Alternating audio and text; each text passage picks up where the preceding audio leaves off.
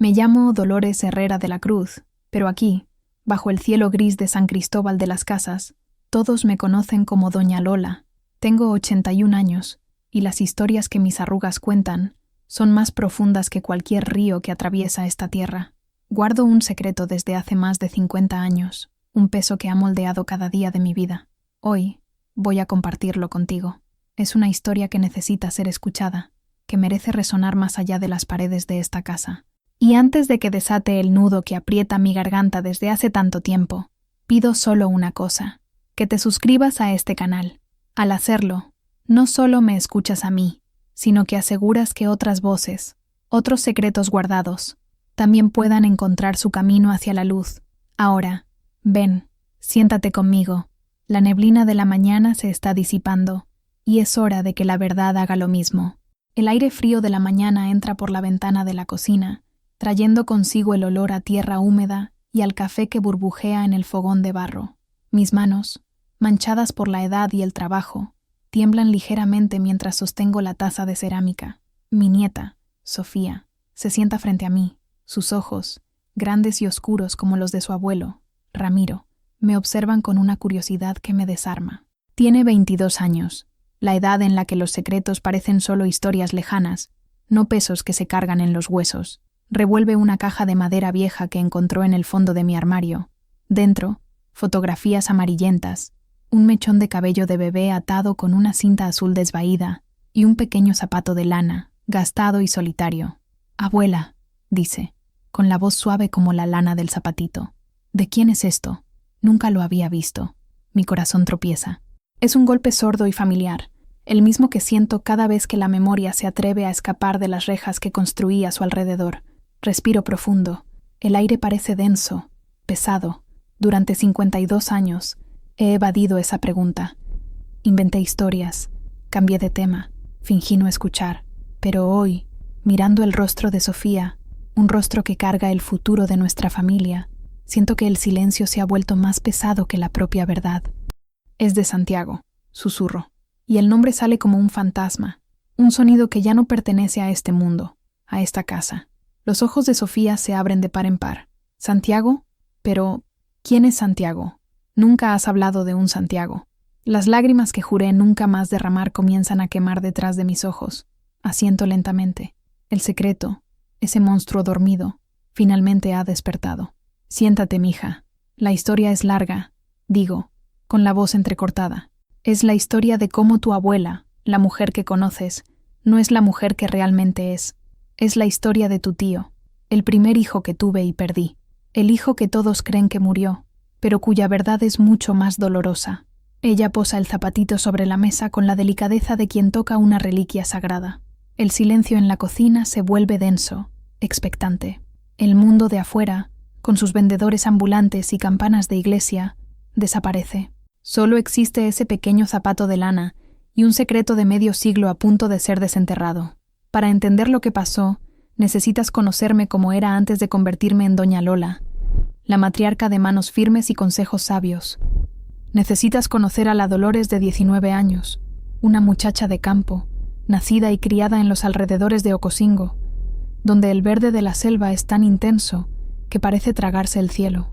Mi cabello era largo y negro como la noche sin luna, y mis sueños eran simples: un buen marido, hijos sanos y un pedazo de tierra para llamar nuestro. Me llamo Dolores Herrera de la Cruz. Nací en una familia de campesinos que medía el tiempo por las cosechas de maíz y café. Mi padre, un hombre de pocas palabras y manos callosas, me enseñó a leer el lenguaje de la tierra. Mi madre, con su fe inquebrantable en Dios y en los remedios de hierbas, me enseñó la resiliencia. Me criaron para ser fuerte, para soportar. Lo que no me enseñaron fue cómo lidiar con un sufrimiento que no tiene nombre, un dolor que se instala en el alma y se niega a salir. Hoy, a los 81 años, soy lo que se espera de una abuela mexicana. Mi casa en San Cristóbal huele a canela y cilantro. En mi patio, las gallinas picotean entre las macetas de geranios, y un altar a la Virgen de Guadalupe ocupa el rincón más iluminado de la sala. Mis 3 hijos, Mateo, Elena y Carlos, me han dado 7 nietos. Ellos me ven como una roca, la guardiana de las tradiciones, la mujer que sobrevivió a la viudez y crió a su familia con una dignidad silenciosa. Conocen la historia oficial, que estuve casada con Ramiro Vargas, un hombre bueno y trabajador que murió joven, víctima de una enfermedad repentina. Saben que tuvimos un primer hijo que murió en un trágico accidente, un angelito que apenas tuvo tiempo de vivir. Aceptaron esa versión de la historia porque era más fácil, más limpia. Una tragedia, sí, pero una tragedia que se puede lamentar y superar. La verdad, sin embargo, no es limpia. Es confusa, llena de fallas y de elecciones hechas en la desesperación. Ramiro no era solo un hombre bueno, era un hombre que cargaba el mismo peso que yo, un hombre cuyo silencio era un espejo del mío. Y nuestro primer hijo, nuestro Santiago, lo que pasó con él, no fue un simple accidente, fue una cadena de eventos, una tormenta perfecta de pobreza, juventud y un momento de debilidad que nos costó todo. Miro mis manos ahora. Han cocinado miles de comidas, han acunado a 7 nietos, han plantado cientos de flores, pero son las mismas manos que, una vez, soltaron lo que nunca debieron haber soltado. Y esa es la verdad que se esconde detrás del rostro sereno de doña Lola. Conocí a Ramiro Vargas en una fiesta de San Juan, en la plaza principal de Ocosingo. Yo tenía 17 años y él, 20. El aire estaba pesado con el olor a maíz asado y al humo de las fogatas. Él no era el más hablador de los muchachos, ni el más atrevido. Había una seriedad en su mirada, una calma que me atrajo. No bailaba mucho. Se quedaba más en un rincón, observando, con un vaso de pozol en las manos. Nuestros ojos se cruzaron algunas veces. Yo estaba con mis primas, riendo y tratando de evitar a los muchachos más atrevidos, pero la mirada de Ramiro era diferente. No era depredadora, era curiosa, casi tímida. Tenía hombros anchos de quien trabajaba en el campo, manos grandes y un rostro anguloso que el sol ya había marcado. Fue mi padre quien nos presentó. Ramiro trabajaba con él en la cosecha de café. «Este es Ramiro», dijo mi padre. «Un buen muchacho. Trabaja más de lo que habla». Ramiro solo asintió con la cabeza, quitándose el sombrero en señal de respeto. Sus ojos oscuros se posaron en los míos por un instante, y sentí que mi rostro se calentaba. Esa noche me ofreció un pedazo de elote asado con queso y chile. Comimos en silencio, escuchando la música de la marimba a lo lejos. Fue el comienzo más simple y honesto que se puede imaginar. Empezó a visitar mi casa los fines de semana, traía flores silvestres para mi madre y conversaba sobre la cosecha con mi padre. Conmigo, hablaba poco, but sus gestos lo decían todo. Arregló la reja rota de nuestro patio, ayudó a cargar los costales de maíz y una vez, cuando me vio con dificultad para alcanzar las naranjas más altas, se subió al árbol y llenó mi delantal con las frutas más dulces. Su cortejo fue así, silencioso, práctico y profundamente gentil. No me prometió la luna ni las estrellas, me prometió una casa, aunque fuera pequeña. Me prometió trabajo duro y lealtad. Para una muchacha como yo, cuyos sueños estaban hechos de tierra y estabilidad, sus promesas valían más que cualquier poema. Cuando me pidió matrimonio, un año después, no fue con un anillo de oro, sino con una pequeña semilla de caoba en la palma de la mano. «Para que podamos plantar juntos», dijo, «y ver a nuestra familia crecer tan fuerte como este árbol». Dije que sí, con el corazón lleno de una esperanza ingenua. Yo veía en Ramiro un puerto seguro, un hombre con quien podría construir una vida. No había pasión abrumadora, de esas que se leen en las novelas, pero había algo que yo valoraba más, la certeza de un cimiento. Apenas sabía que el terreno sobre el cual planeábamos construir nuestra vida ya contenía una falla, una grieta invisible que, en el futuro, se lo tragaría todo. Nos casamos en una pequeña iglesia de Ocosingo, en una mañana soleada de mayo. Yo usaba un vestido blanco simple, bordado por mi madre, y una corona de bugambilias en el cabello. Ramiro, incómodo en su mejor traje, parecía un gigante gentil a mi lado. La fiesta fue en el patio de la casa de mis padres. Había comida, música y la alegría contenida de personas que no tienen mucho, pero que saben celebrar la vida. Nuestra primera casa fue un regalo de bodas de nuestros padres. Era una pequeña construcción de adobe con techo de paja, al final de un camino de tierra, a algunos kilómetros del pueblo. Tenía solo 2 cuartos, una cocina, sala y una habitación. El piso era de tierra apisonada y el agua venía de un pozo que tendríamos que cavar. Para muchos sería un símbolo de pobreza. Para nosotros era nuestro reino. Pasamos las primeras semanas transformando ese lugar en un hogar. Ramiro, con sus manos hábiles, construyó una mesa y 2 sillas de madera. Yo pinté las paredes con cal blanca, lo que hizo que los cuartos parecieran más grandes y claros. Planté un pequeño jardín de hierbas cerca de la puerta y colgué cortinas de chintz colorido en las 2 ventanas. Por la noche, nos sentábamos afuera, mirando las estrellas, que parecían más brillantes y cercanas allí, lejos de las luces del pueblo. Un día, me dijo Ramiro una de esas noches, con el brazo alrededor de mis hombros, tendremos una casa de verdad, con piso de cemento y un techo de tejas, y nuestros hijos tendrán buenos zapatos para ir a la escuela. Sus sueños eran como él, prácticos, sólidos, y yo los compartía. Me imaginaba con hijos corriendo por el patio, el olor a tortillas frescas en el aire, una vida simple, pero completa. Ramiro trabajaba de sol a sol en los campos de café, y yo cuidaba la casa, nuestras pocas gallinas y la hortaliza. Éramos un equipo. Había una armonía en nuestros días, un ritmo dictado por el sol y la lluvia. La soledad, sin embargo, era una visitante frecuente. Con Ramiro fuera todo el día. El silencio de la casa de adobe a veces era ensordecedor. Yo conversaba con las gallinas, cantaba a las plantas. Extrañaba el ajetreo de la casa de mis padres, las voces de mis hermanas. Era joven, recién casada, y estaba descubriendo que el amor, por más sólido que sea, no llena todos los espacios vacíos. Fue en ese silencio que la semilla de un deseo comenzó a brotar en mí. Un hijo, un bebé traería vida a esa casa, llenaría los días con llanto y risa. Sería la prueba de que nuestro amor estaba echando raíces, creciendo fuerte como el árbol de caoba que habíamos plantado. Yo anhelaba eso con toda la fuerza de mi juventud. Un deseo tan puro, tan natural, que no podía imaginar la sombra oscura que traería consigo. Descubrí que estaba embarazada al inicio de la temporada de lluvias. El olor a tierra mojada me provocaba náuseas, y el cansancio pesaba en mi cuerpo como una cobija húmeda. Mi madre, con su sabiduría ancestral, se dio cuenta antes de que yo dijera nada.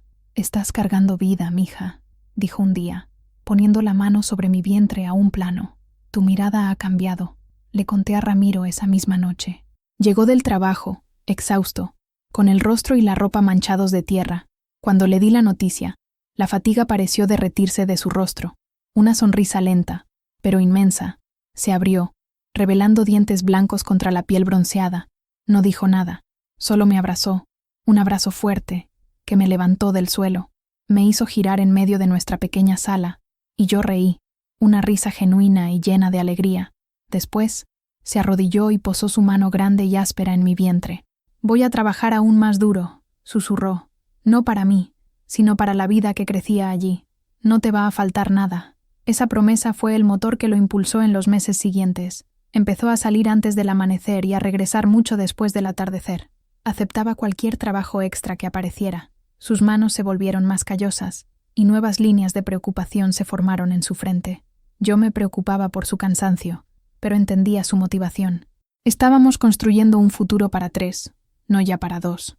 Mi embarazo fue tranquilo, mi vientre crecía, y con él, nuestros sueños. Yo cosía pequeñas ropas con retazos de tela. Ramiro esculpió una cuna de madera, lijando cada centímetro hasta que quedó lisa como la seda. Hablábamos de nombres. Si era niña, se llamaría Guadalupe. Si era niño, Santiago. Un nombre fuerte, decía Ramiro, como Santiago Apóstol, el patrón de los que luchan. Nuestra vida giraba en torno a esa expectativa. La casa de adobe, antes silenciosa, ahora parecía llena de una energía invisible. Yo conversaba con mi bebé, cantaba canciones de cuna a mi vientre mientras preparaba la cena, imaginaba sus ojos, su sonrisa. Él ya era la persona más importante de nuestro mundo, incluso antes de nacer. La comunidad también compartía nuestra alegría.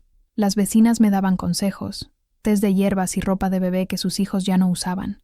Había un sentimiento de que ese niño no era solo nuestro, sino que pertenecía a todos. Era una vida más para fortalecer nuestros lazos, una esperanza más para el futuro. En esa época, la felicidad parecía algo simple, tangible.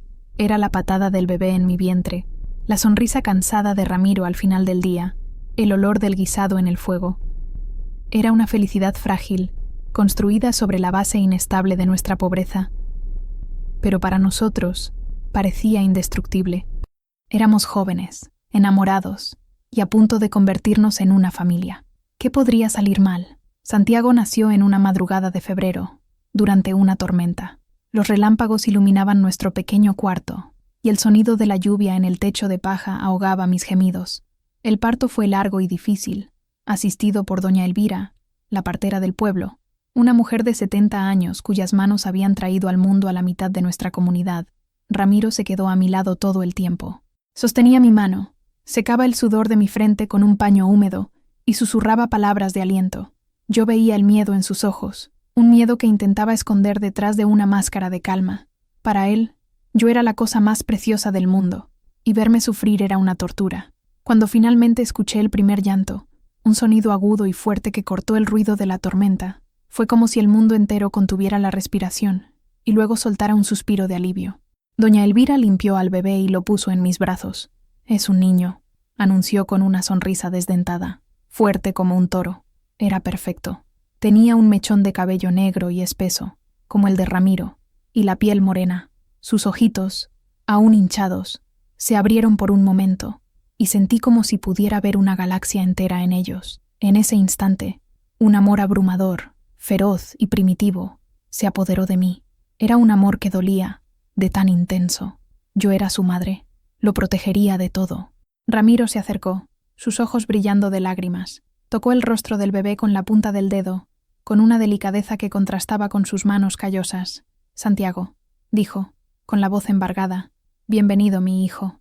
La tormenta afuera amainó, y los primeros rayos de sol de la mañana entraron por la ventana, pintando el cuarto con una luz dorada. Parecía un presagio, una bendición. La llegada de Santiago había traído la calma después de la tormenta. Los primeros días fueron una mezcla de agotamiento y éxtasis. La casa de adobe, antes tan silenciosa, ahora estaba llena de los sonidos de un recién nacido. Llantos, quejidos, suspiros. Yo pasaba horas solo mirándolo, memorizando cada detalle de su rostro, la forma en que sus deditos se aferraban al mío. Ramiro, al volver del trabajo, iba directo a la cuna. Lo tomaba en brazos con un cuidado reverente, como si estuviera sosteniendo el objeto más valioso del universo. Él era el centro de nuestro mundo. Nuestras vidas ahora tenían un propósito claro e incuestionable: cuidar de ese pequeño ser. Todo lo que hacíamos era por él y para él. Era nuestra alegría, nuestra esperanza, la personificación de todos nuestros sueños. Ese amor era tan grande, tan absoluto, que nos cegó a nuestra propia fragilidad. Estábamos tan enfocados en protegerlo del mundo exterior, que no nos dimos cuenta de que el mayor peligro podría venir de dentro de nosotros mismos. Las semanas se convirtieron en meses.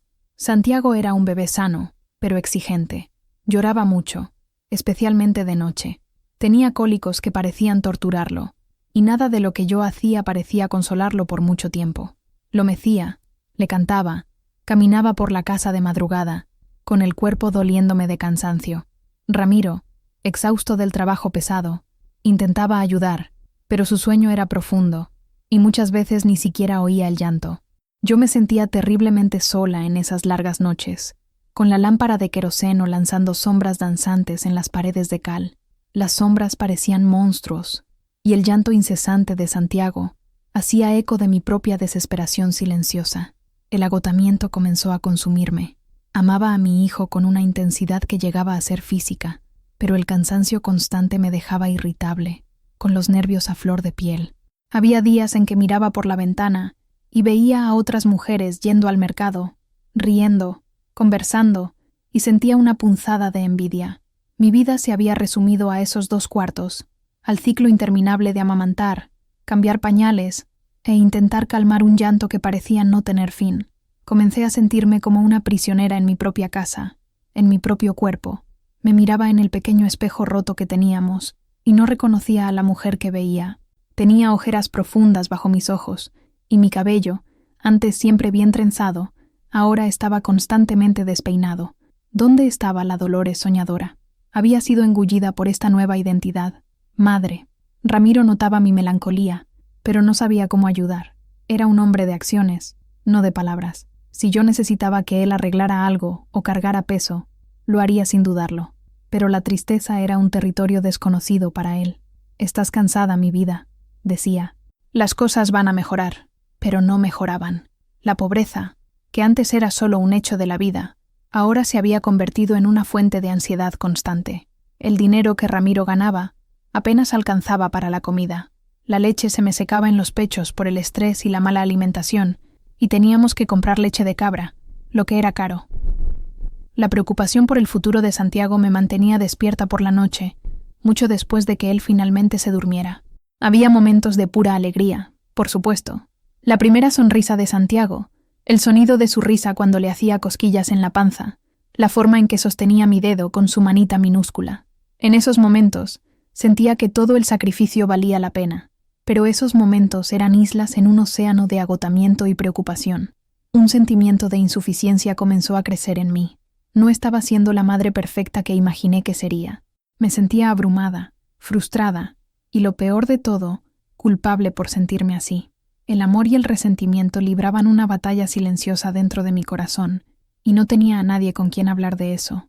Hablar sobre esos sentimientos sería una traición, un testimonio de mi propia falla como mujer y como madre. Entonces, me lo guardaba todo para mí, permitiendo que las sombras en la pared de cal se convirtieran en un reflejo de las sombras que crecían en mi alma. Nuestra vecina más cercana era una mujer llamada Isabel. Vivía a unos 500 metros de distancia, en una cabaña aún más pequeña y precaria que la nuestra. Era viuda y no tenía hijos. La gente del pueblo decía que era un poco rara, que prefería la compañía de sus gatos a la de las personas. Rara vez iba a la iglesia o a las fiestas. Isabel era unos 20 años mayor que yo, con el cabello canoso recogido en un chongo apretado y una mirada perpetuamente triste.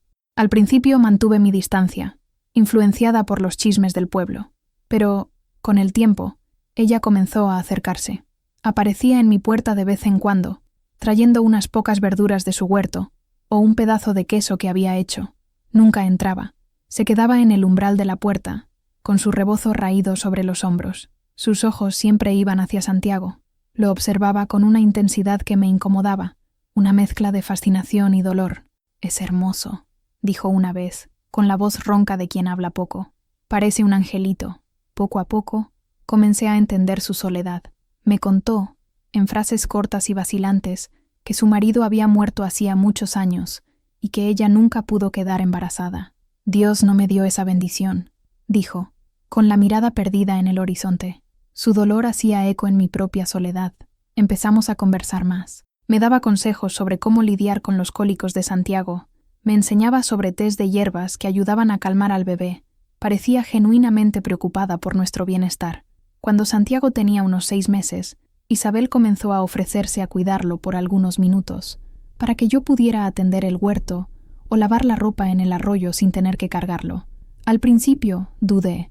Había algo en su mirada hambrienta cuando veía a mi hijo que me ponía en alerta.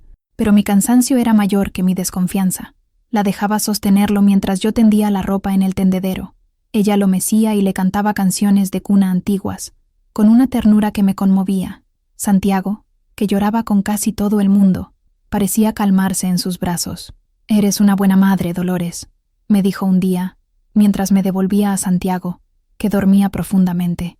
«Pero hasta la mejor de las madres necesita un descanso». Sus palabras fueron como un bálsamo. Fue la primera persona en reconocer mi agotamiento, en validar mi sentimiento de estar abrumada. En ese momento, mi desconfianza se disolvió, reemplazada por una inmensa gratitud. Empecé a verla no como la mujer rara del pueblo, sino como un alma solitaria, una amiga inesperada. Confié en ella. Dejé que se volviera parte de nuestra pequeña rutina. Era la única ayuda que tenía, la única persona que parecía entender el peso que yo cargaba. Fue una confianza nacida de la desesperación, una confianza que pagaría un precio inimaginable por recuperar. La noticia de la feria anual de San Juan Chamula llegó a nosotros como un viento fresco en un día sofocante. Sería una semana entera de fiesta, con música, danza, comida y puestos que vendían de todo, desde telas coloridas hasta herramientas agrícolas. Era el evento más grande de la región, y la gente venía de kilómetros de distancia para participar. Yo no iba a una fiesta desde antes de casarme. La idea de salir de nuestra rutina aislada, de ver gente, escuchar música, de sentirme joven y viva de nuevo, era increíblemente tentadora. Me imaginé la plaza iluminada, el olor a dulces en el aire, la posibilidad de bailar una pieza con Ramiro, como en los viejos tiempos. Cuando se lo mencioné, su reacción inicial fue de cautela. «Está lejos, Dolores. Y con el bebé, no sé si sea una buena idea». «Pero Ramiro, nunca salimos», insistí. la voz cargada de una súplica que lo sorprendió. Necesito esto. Necesito ver otras cosas además de estas 4 paredes. Será solo por una tarde. Podemos ir el sábado, cuando no trabajas tanto. Vio la desesperación en mis ojos. Vio lo pálida y cansada que estaba. Sabía que yo estaba en mi límite. Después de un largo silencio, suspiró y cedió.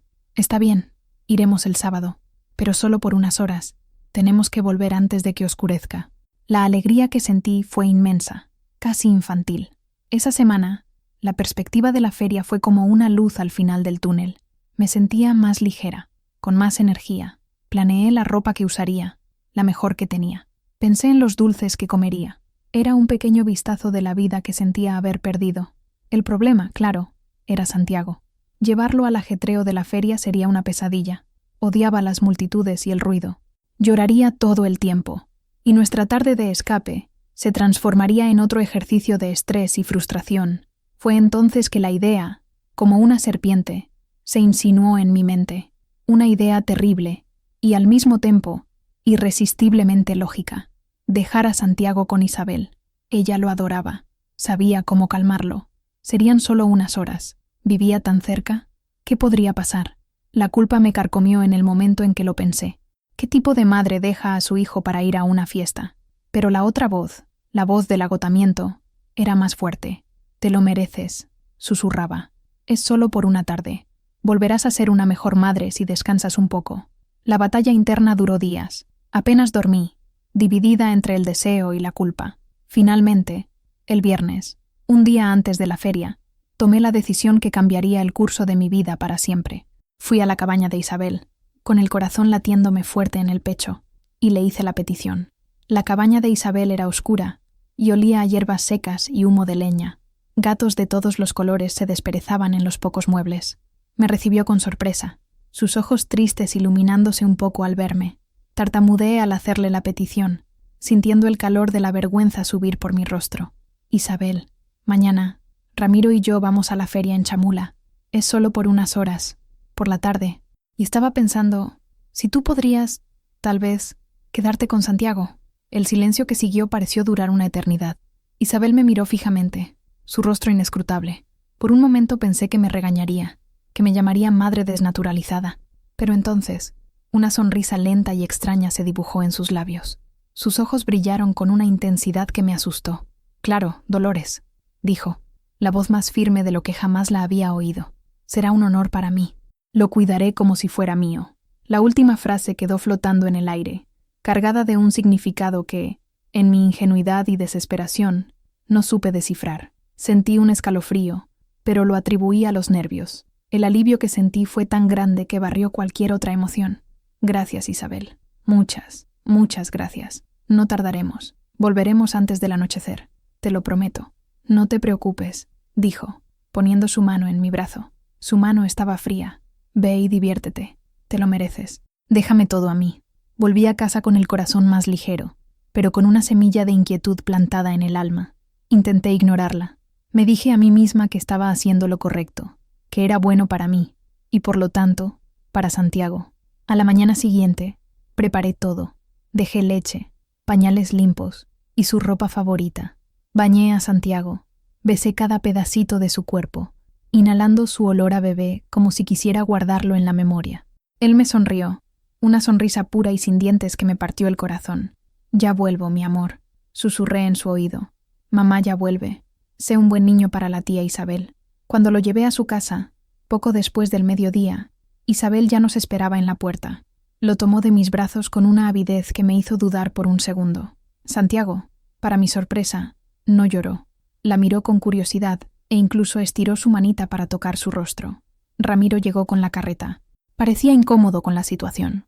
¿Estás segura de esto, Dolores? Sí, respondí, forzando una sonrisa. Va a estar bien. Isabel lo cuidará. Vamos, o nos perderemos la mejor parte de la feria. Subí a la carreta, pero no podía dejar de mirar hacia atrás. Vi a Isabel parada en la puerta de su cabaña, sosteniendo a mi hijo. Me saludó con la mano, y entonces, antes de entrar, besó la coronilla de Santiago con una posesividad que me envió un escalofrío por la espalda. Miré hacia adelante, con el corazón apretado. Vámonos ya, Ramiro, dije, la voz más áspera de lo que pretendía. Le había hecho una promesa a Santiago de que volvería pronto, una promesa que no sabía que sería rota de la forma más cruel posible, una promesa que se llevó el viento. El viaje a San Juan Chamula fue silencioso. Ramiro estaba concentrado en el camino, y yo estaba perdida en mis pensamientos, una mezcla de emoción y culpa. El sol estaba fuerte, y el aire caliente y seco.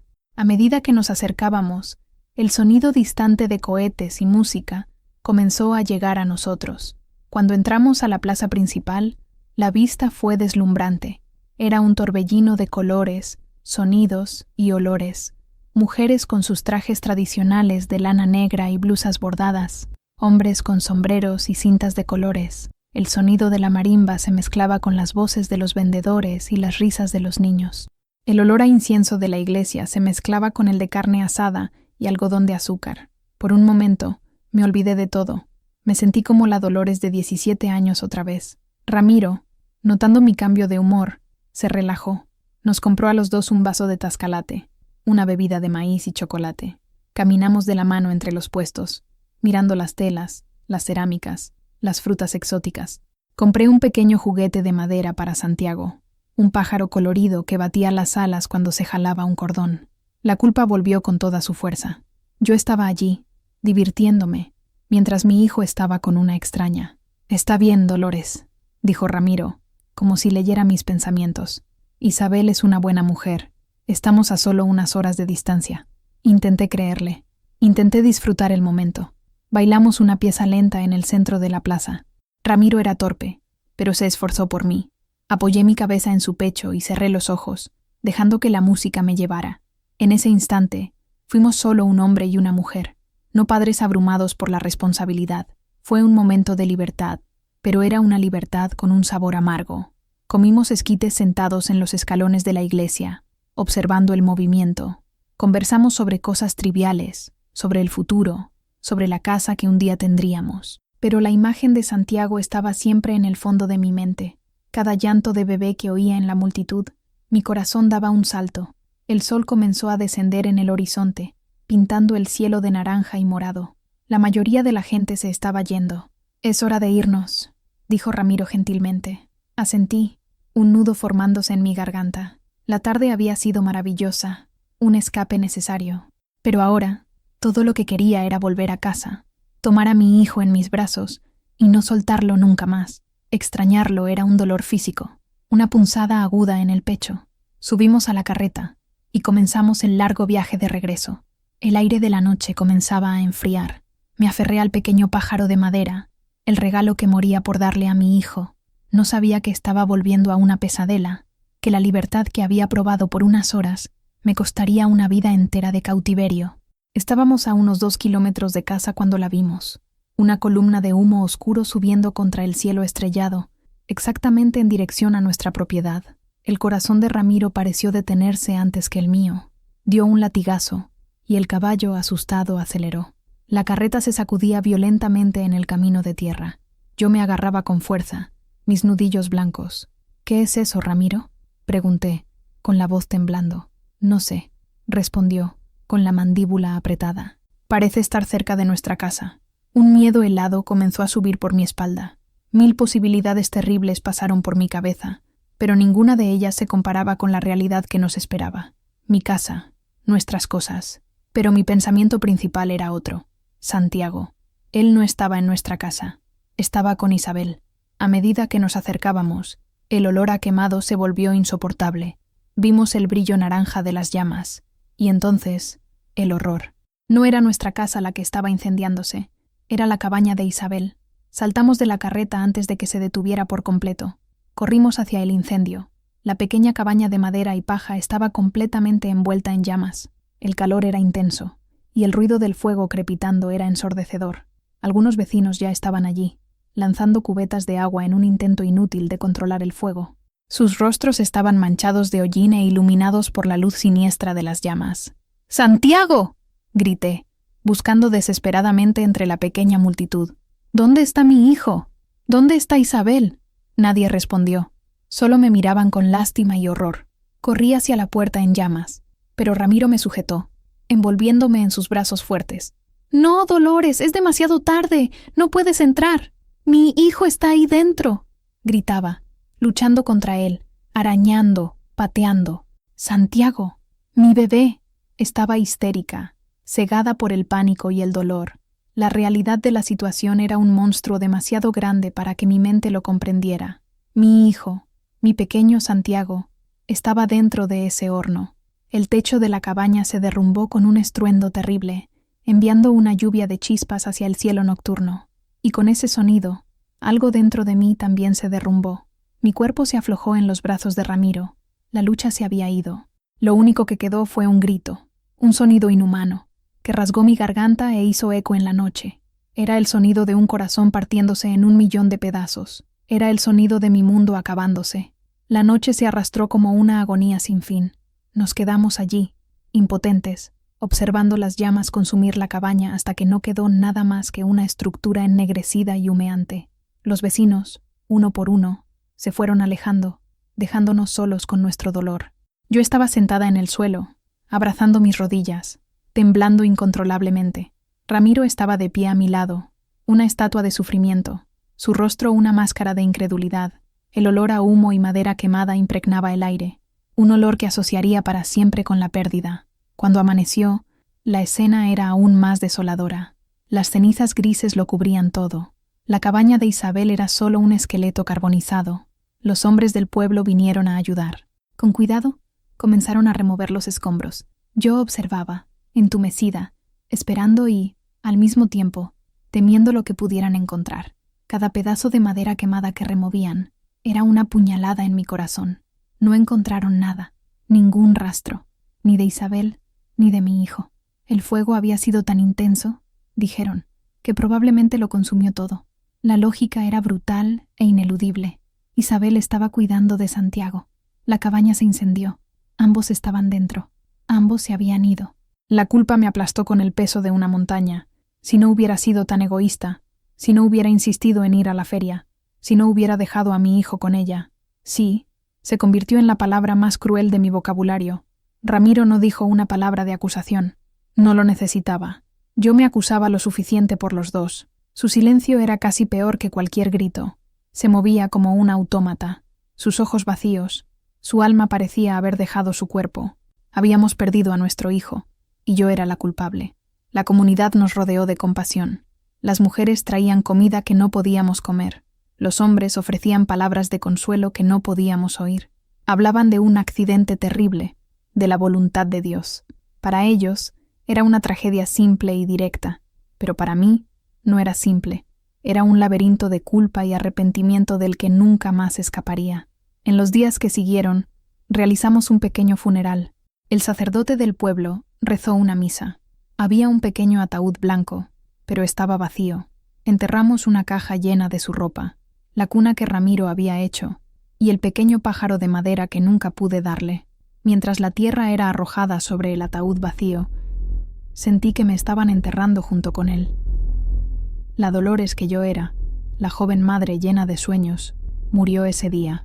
En su lugar, nació una mujer hueca, llena solo por el silencio de las cenizas. En las semanas siguientes, nuestra casa de adobe se convirtió en una tumba. El silencio era una presencia física, espesa y sofocante. Ramiro y yo nos movíamos como fantasmas, evitando la mirada del otro. El dolor era un abismo entre nosotros, y mi culpa era el puente que no podía cruzar. Él volvía del trabajo y se sentaba afuera, mirando a la nada, hasta que la oscuridad se lo tragaba. Yo me quedaba dentro de casa, limpiando y cocinando por costumbre, mis manos moviéndose mientras mi mente estaba paralizada. La cuna vacía en el rincón del cuarto era una acusación constante. Una noche, no aguanté más. Lo encontré sentado afuera, en la misma silla de siempre. La luna estaba llena, iluminando su rostro con una luz pálida y fantasmagórica. «Es mi culpa», susurré, las palabras rasgando mi garganta. Fue todo culpa mía. Esperaba que gritara, que me culpara, que liberara la ira que seguramente sentía. Cualquier cosa sería mejor que ese silencio torturante. Él se volvió hacia mí, y por primera vez en semanas, vi algo en sus ojos más allá del vacío. Era un dolor tan profundo, tan oscuro, que me hizo retroceder. «No», dijo, la voz ronca, «la culpa no lo traerá de vuelta. Culparte no cambiará nada». Se levantó y vino hacia mí. Sostuvo mis hombros. sus manos sorprendentemente firmes. Escucha, Dolores. No podemos vivir así. La culpa nos va a destruir, nos va a separar. Respiró profundo, como si estuviera reuniendo fuerzas para decir algo que le costaba mucho. Nadie necesita saber los detalles. Nadie necesita saber que él no estaba con nosotros. Fue un accidente, un incendio. Nuestro hijo estaba en casa, durmiendo en su cuna, y el fuego comenzó. Fue demasiado rápido. No pudimos salvarlo. Lo miré fijamente, impactada. ¿Quieres que mintamos? No quiero mentir, dijo, la voz quebrándose. Quiero sobrevivir, y no sé cómo sobrevivir a la verdad. No sé cómo sobrevivir a las miradas de lástima, a los susurros, sabiendo que todos están pensando que tú, que nosotros, fuimos negligentes. No lo soporto, Dolores, y tú tampoco. Sus palabras, por más terribles que fueran, contenían una lógica desesperada. La verdad era una carga demasiado pesada. La vergüenza era un veneno que ya nos estaba matando.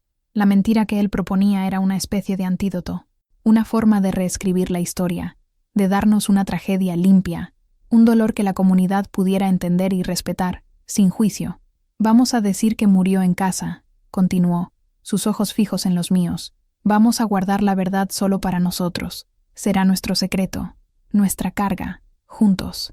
Esa noche, bajo la luz de la luna, en el silencio de nuestro luto, hicimos un pacto de silencio, sellado no con palabras, sino con el peso de nuestro dolor compartido. Acepté enterrar la verdad junto con el ataúd vacío de mi hijo. Fue una decisión nacida de la desesperación, un intento de protegernos de un mundo que no entendería y de nosotros mismos. No sabíamos en ese entonces que al enterrar la verdad, estábamos plantando una semilla de amargura que crecería entre nosotros, cuyas raíces nos enredarían por el resto de nuestras vidas. Estábamos cambiando un tipo de prisión por otra. Pasaron meses. La historia que Ramiro y yo creamos se solidificó. Se convirtió en la verdad aceptada por todos. Éramos la joven pareja que había sufrido una pérdida terrible. La gente nos trataba con una delicadeza triste. Con el tiempo, la lástima dio paso a un respeto silencioso por nuestra aparente resiliencia. Aprendí a vivir con el fantasma de Santiago. Lo veía en todas partes, en el vaivén del maizal, en la forma de una nube, en el rostro de otros bebés. El dolor no disminuía, pero aprendí a contenerlo, a empujarlo a un rincón oscuro de mi mente durante el día, permitiendo que me atormentara solo en el silencio de la noche. Cerca de un año después del incendio, comencé a sentir los mismos síntomas de mi primer embarazo: náusea, cansancio. Al principio lo ignoré. Parecía una traición a mi hijo perdido. ¿Cómo podía cargar otra vida cuando había fallado tan terriblemente en proteger la primera? Pero la vida dentro de mí era insistente. Cuando le conté a Ramiro, su reacción fue una mezcla de alegría y miedo. La alegría era un rayo de sol en una habitación oscura. El miedo era la sombra que ese rayo de sol proyectaba. ¿Y si algo pasaba de nuevo? Este embarazo fue completamente diferente al primero. Estuvo marcado por un miedo paralizante. Apenas salía de casa. Cualquier dolor, cualquier molestia, me enviaba a un estado de pánico. Ramiro se volvió aún más protector, tratándome como si fuera de cristal. Mateo nació en una mañana tranquila de septiembre. Era sano, fuerte y ruidoso. Cuando lo pusieron en mis brazos, esperaba sentir la misma ola de amor abrumador que sentí con Santiago. En lugar de eso, lo que sentí fue un terror abrumador. El amor estaba allí, pero estaba entrelazado con el miedo de perderlo. Mateo fue el comienzo de nuestra nueva familia. Después de él, vinieron Elena y Carlos. Cada uno de ellos fue una bendición, pero también un recordatorio constante de lo que habíamos perdido. Me convertí en una madre sobreprotectora, casi asfixiante. No los dejaba salir de mi vista. Cualquier fiebre, cualquier tos, me ponía en estado de alerta máxima. Mis hijos crecieron bajo la sombra de un hermano que nunca conocieron, y de una madre cuyo amor estaba teñido de ansiedad. Un día, unos 5 años después del incendio, Ramiro volvió del pueblo con una expresión extraña en el rostro. Estaba pálido y sus manos temblaban. Me entregó un pedazo de periódico viejo que había encontrado envolviendo algunas compras. «Lee esto», dijo, señalando una pequeña noticia en la esquina de la página. Era una nota corta, de algunos meses atrás, sobre el arresto de una mujer en Comitán, una ciudad a muchas horas de distancia. La mujer, identificada como Isabel Gutiérrez, había sido arrestada por secuestro de un bebé.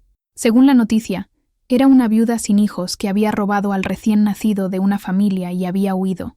Había sido encontrada viviendo en una comunidad remota, criando al niño como si fuera suyo. La nota mencionaba que era originaria de la región de Ocosingo y que había desaparecido después de un incendio sospechoso en su propiedad. El mundo giró a mi alrededor.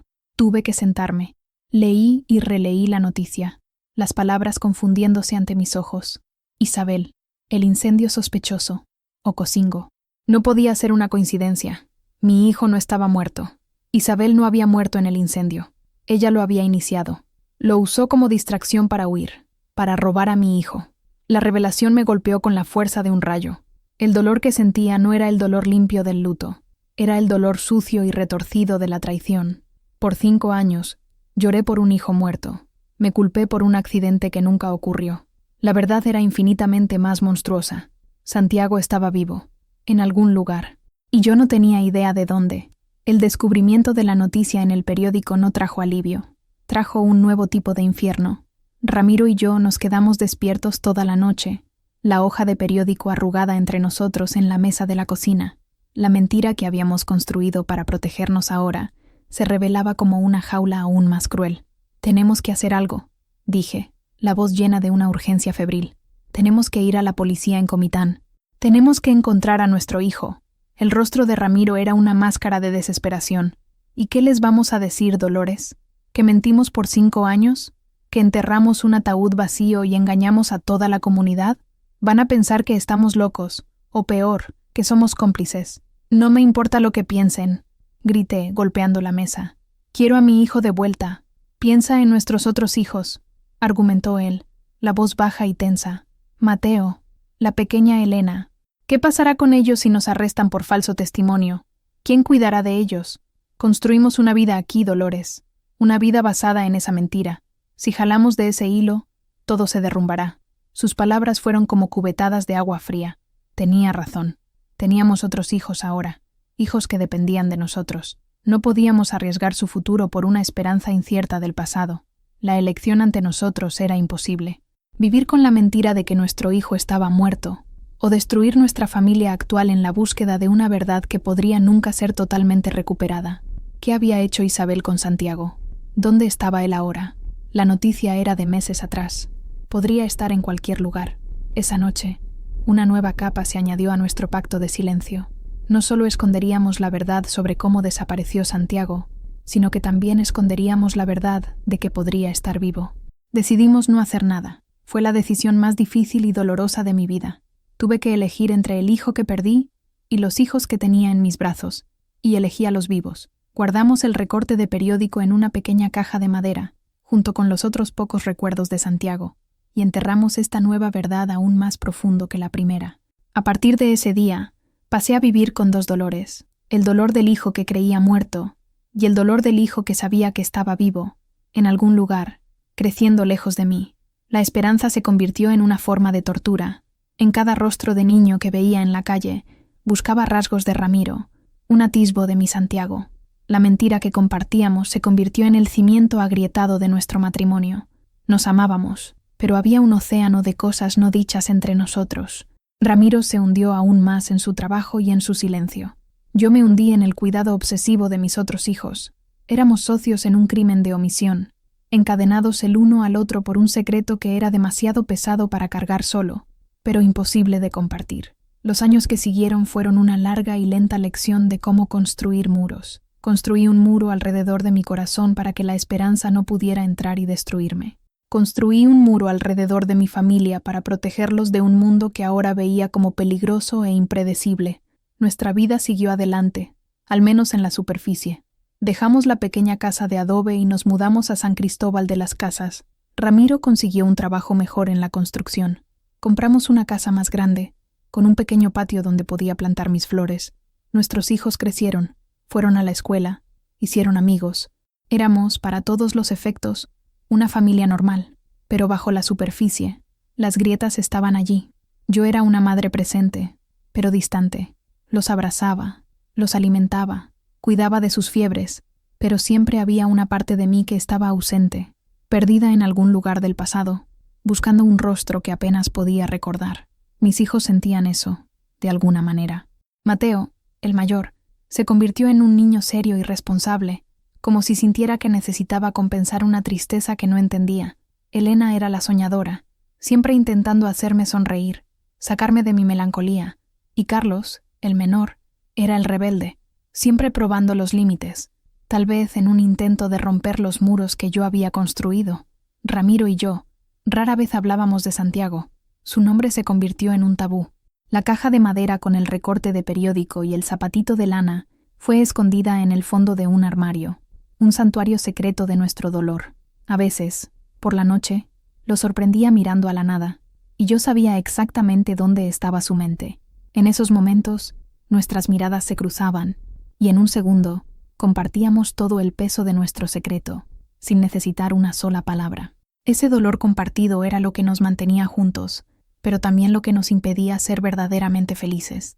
Nuestro amor estaba forjado en el sufrimiento, un amor resiliente, pero triste. Cuando los niños me preguntaban sobre el hermano que habían perdido, yo repetía la historia que habíamos creado. Era un angelito, decía, con voz firme. Dios lo quiso de vuelta. Cada vez que decía esa mentira, un pedazo de mi alma moría. Con el tiempo, la historia se volvió tan real para mí como la verdad. Era más fácil creer en la tragedia simple de un incendio que en la complejidad monstruosa de un secuestro y de una vida de engaño. A veces, me sorprendía a mí misma, creyendo mi propia mentira, pues la verdad era simplemente insoportable.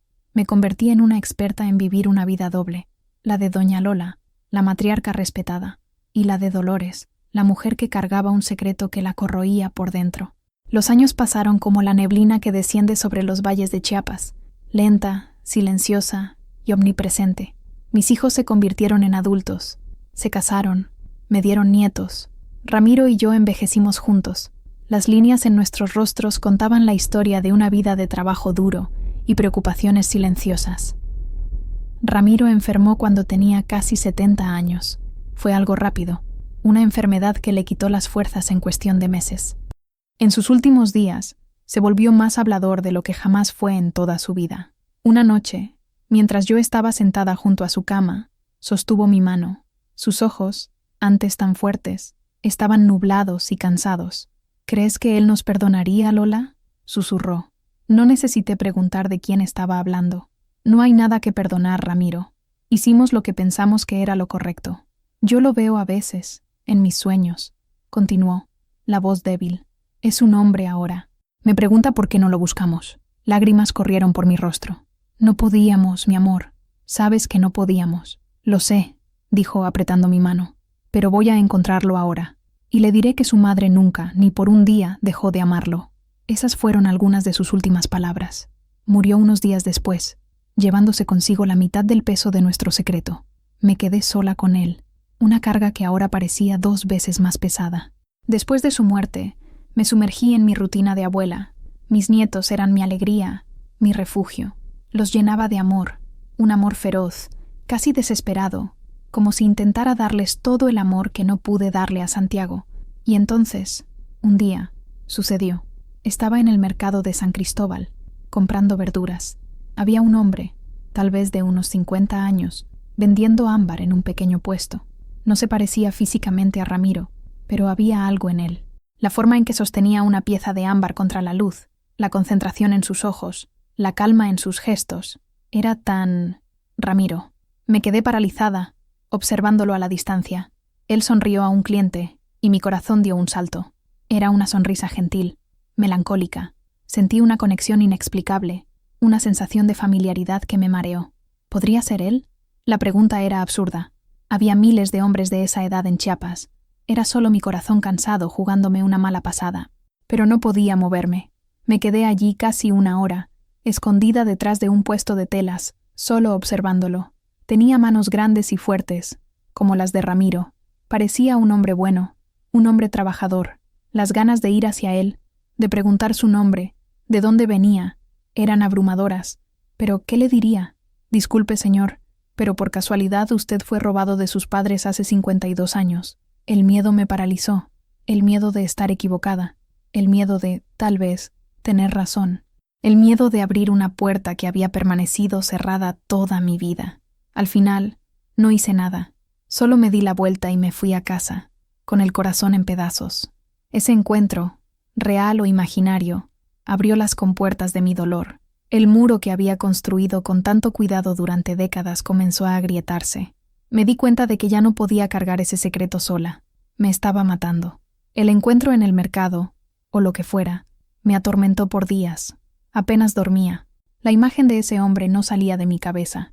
No era tanto la posibilidad de que fuera Santiago, sino lo que representaba. La vida que mi hijo podría haber tenido. El hombre en el que podría haberse convertido. Sabía que no podía seguir así. El secreto se estaba convirtiendo en un veneno que, tras la muerte de Ramiro, no tenía a dónde ir, más que a corroer lo que quedaba de mí. Mis hijos y nietos merecían conocer la verdad. Merecían conocer a la abuela detrás de la fachada de fuerza silenciosa. Y más que nada, Santiago merecía ser reconocido. Su historia, su existencia, no podía morir conmigo. Fue por eso que, esa mañana, cuando Sofía, mi nieta mayor y la que más se parecía a Ramiro, encontró la caja de madera, no la detuve. La observé sacar el zapatito de lana, el mechón de cabello, las fotos amarillentas. Supe que ese era el momento. Esa caja era mi caja de Pandora. Por 52 años, la mantuve cerrada, con miedo de los demonios que contenía. Pero ahora me daba cuenta de que también contenía la esperanza de liberación, de perdón, no el perdón de los otros, sino el mío propio. Cuando Sofía preguntó por el zapatito, el nombre Santiago salió de mi boca antes de que pudiera pensarlo. Fue como abrir una compuerta. Una vez que la primera gota de verdad escapó, supe que ya no podría detener el río. Su reacción no fue de sorpresa o de juicio, como siempre temí. Fue de una compasión profunda. Sus ojos se llenaron de lágrimas, no por ella, sino por mí, por la joven de 19 años que fui, sola, asustada y abrumada. «Abuela», dijo, tomando mi mano temblorosa, «¿por qué cargaste esto sola tanto tiempo?» «Porque tenía miedo», respondí, con la voz embargada. «Miedo de ser juzgada, miedo de destruir la imagen que tenían de mí y de tu abuelo, miedo de enfrentar la verdad». «Te amamos, abuela», dijo, con firmeza. «Amamos a la mujer que eres, con todas tus historias, todos tus secretos. Ya no tienes que tener miedo». Sus palabras fueron el permiso que necesitaba, el permiso para finalmente despojarme de la armadura que usé toda mi vida. Sabía que contarles a mis hijos sería más difícil. Eran de otra generación, una que no entendía tan bien las elecciones nacidas de la desesperación. Pero con Sofía a mi lado, me sentí lo suficientemente fuerte para enfrentar lo que viniera. La caja se había abierto. Era hora de dejar entrar la luz, aunque iluminara los rincones más oscuros de mi alma. Me senté con Sofía en la cocina por horas, el sol de la mañana dando paso a la luz suave de la tarde. Le conté todo, desde el inicio. Hablé de mi amor por Ramiro, de nuestra casa de adobe, de la alegría y el peso de la llegada de Santiago. Hablé de mi agotamiento, de mi soledad, de la tentación de la feria. Mi voz falló cuando describí el momento en que dejé a mi hijo en brazos de Isabel. Lloré al recordar el humo en el horizonte, el horror del incendio, la agonía de creer que lo había perdido para siempre. Y entonces, con el corazón pesado, le conté sobre el recorte de periódico, sobre el descubrimiento de que estaba vivo y sobre la terrible decisión que Ramiro y yo tomamos de no buscarlo. No escatimé detalles. Expuse mis fallas, mi debilidad, mi culpa. Fue la confesión más larga y dolorosa de mi vida.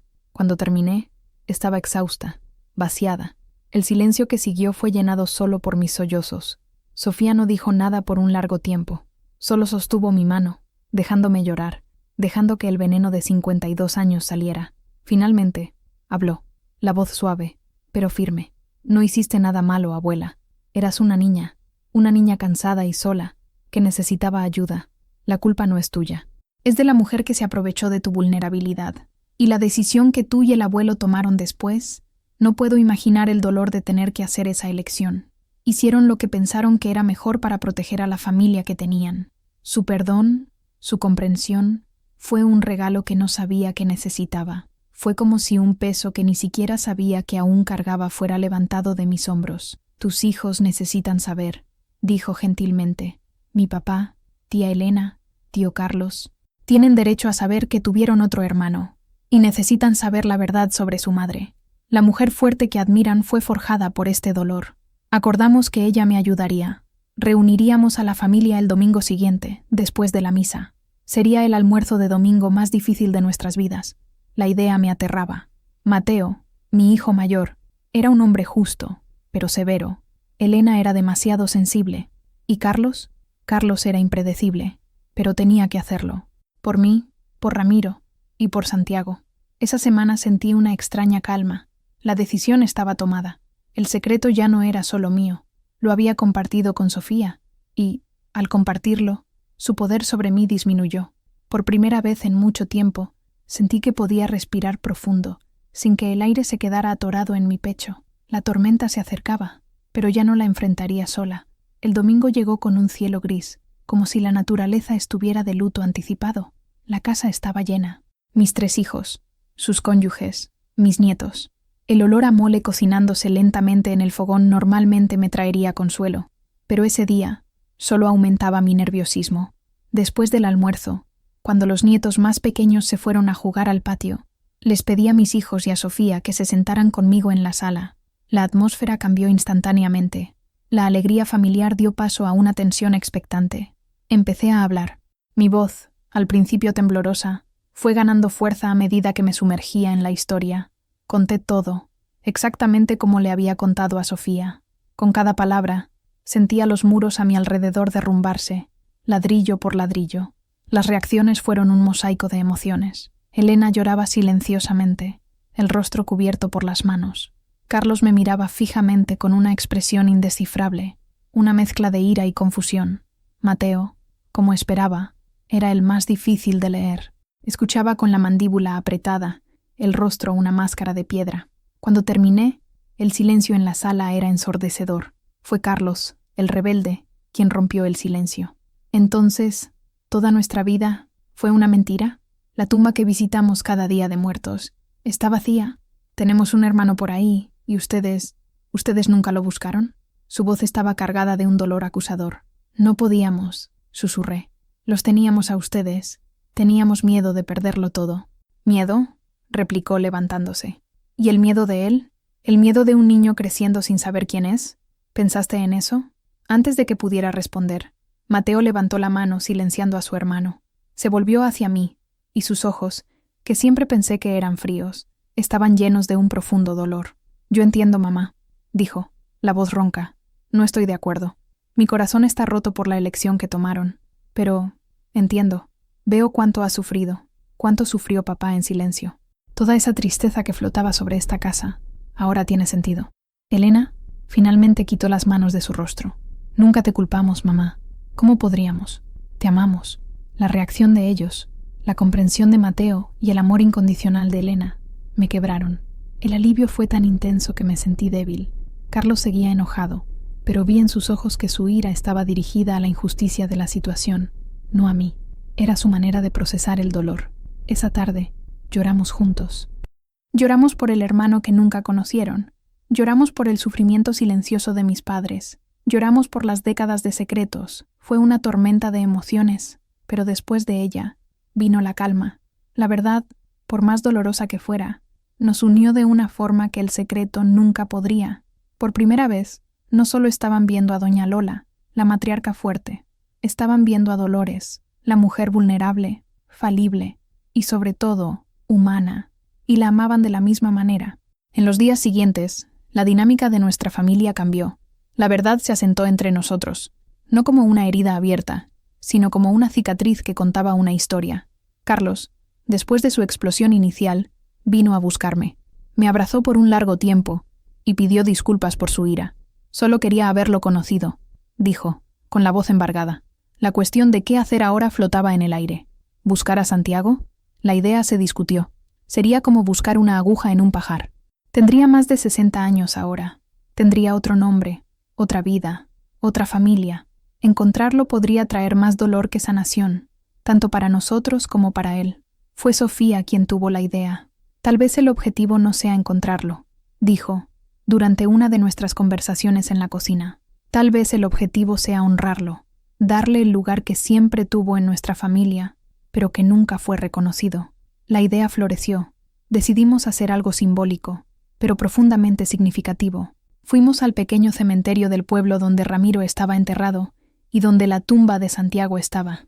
Con la ayuda de Mateo y Carlos, removimos la pequeña lápida que decía Santiago Vargas, nuestro angelito. Fue un momento solemne y extrañamente liberador. En su lugar, colocamos una nueva piedra. No era una lápida, sino un memorial. En ella, mandamos a grabar Santiago Herrera Vargas, nuestro primer hijo, nuestro hermano perdido, nacido en febrero de 1968. Aunque separado de nosotros, nunca fuiste olvidado. Vives por siempre en nuestros corazones. No había fecha de muerte, solo la verdad, perdido, nunca olvidado. El día que colocamos la piedra, toda la familia estaba allí. Yo, mis hijos, mis nietos. El sacerdote del pueblo vino y dijo algunas palabras sobre la esperanza y el reencuentro, no necesariamente en esta vida. Coloqué un ramo de claveles blancos en la base de la piedra. Al tocar el nombre grabado, sentí una paz que no había sentido en más de 50 años. No era el fin del dolor, pero era el fin del secreto. Estábamos finalmente lamentando a Santiago de la manera correcta, no como un bebé muerto, sino como un hombre cuya vida nos fue robada, pero cuya memoria habíamos finalmente reclamado. Miré los rostros de mi familia a mi alrededor. Vi la tristeza, sí, pero también vi amor y unión.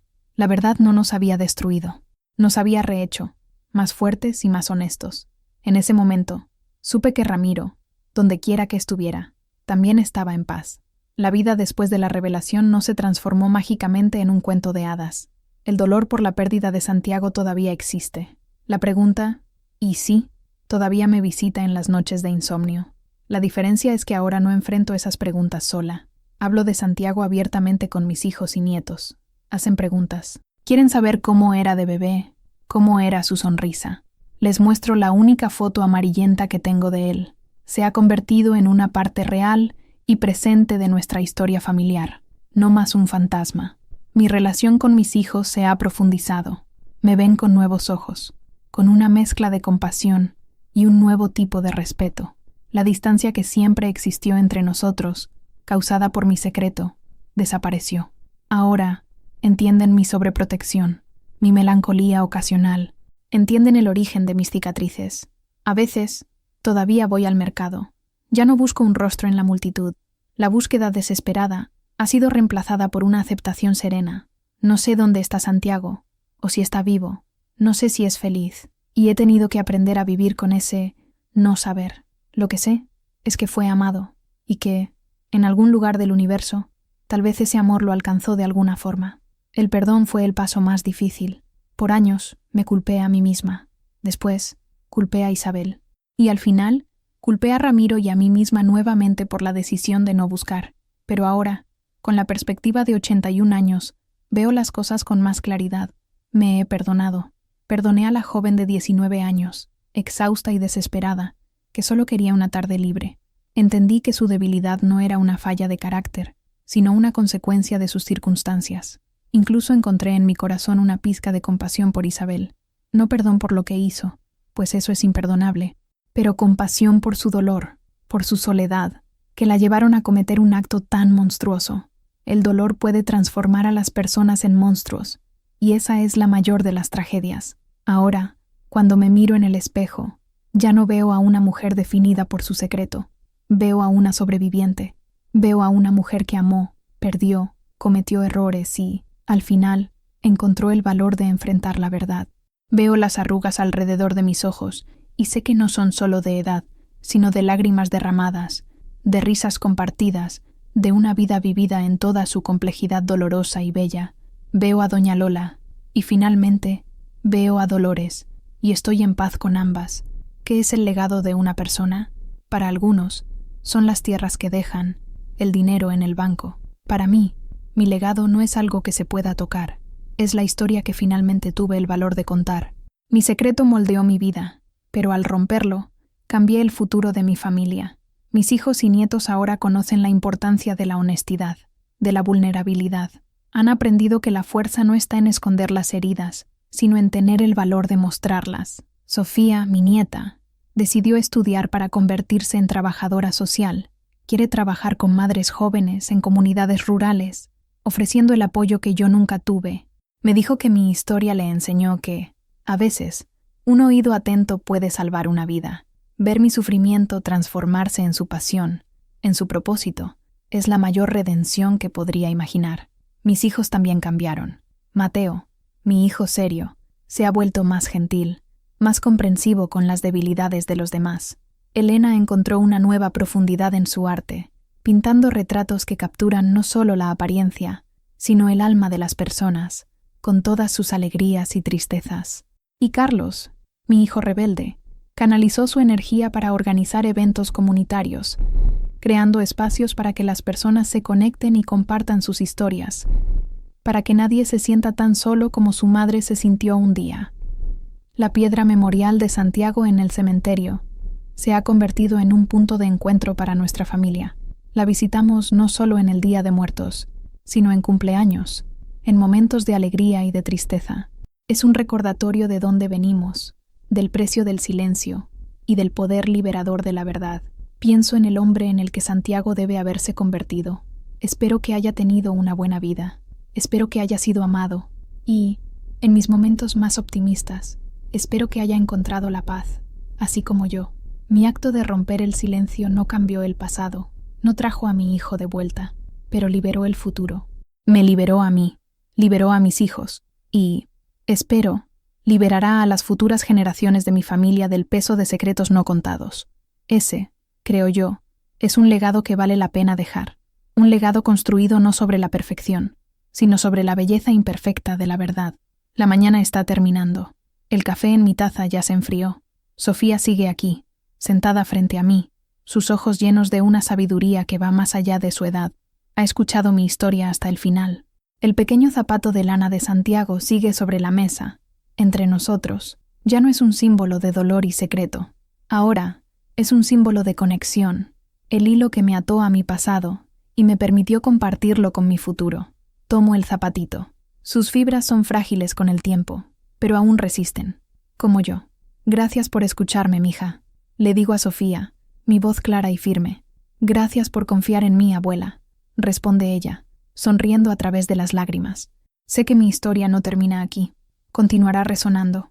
Se convertirá en parte del folclore de nuestra familia, una lección que se transmitirá de generación en generación. La historia de la abuela que guardó un secreto durante 52 años, no por maldad, sino por miedo y amor. Miro por la ventana. El sol finalmente ha roto las nubes, y sus rayos iluminan los colores vibrantes de mis geranios. La vida continúa. Es bonita, es dolorosa, es complicada. Y vale la pena ser vivida honestamente. Me llamo Dolores Herrera de la Cruz, y esta fue mi verdadera historia. Una historia que, por mucho tiempo, fue solo mía. Ahora, es tuya también. Mi viaje para contar esta verdad fue largo y solitario, pero al compartirla contigo, siento que la carga se ha vuelto más ligera. Historias como la mía existen en muchas familias, escondidas bajo la alfombra del tiempo y del miedo. Necesitan luz. Si mi voz, la voz de una vieja abuela de Chiapas, tocó tu corazón de alguna manera, te pido que ayudes a que otras voces sean escuchadas. Suscríbete al canal, deja tu like para que esta historia llegue a más personas y por favor, comenta. Comparte tus pensamientos, tus propias historias de secretos o de perdón, porque es al compartir que encontramos nuestra humanidad y nuestra sanación. Gracias por escucharme. Que la paz te encuentre a ti, así como finalmente me encontró a mí.